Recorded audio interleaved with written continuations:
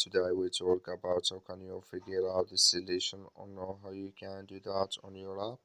So you just follow these ways, then it's going to work with you. So all you have to do, so you just go down, you go above, or you go down here. It's going to show for you like this inverse. You go down, click here on me. When you just click on me, it's going to take you to this list here. Go above this sign, click on it. So then it's going to take you to this list. Then you click here on personal data. Then it's going to take you to this list. You come here to rank with init. And here if you want to select with letter here or wins.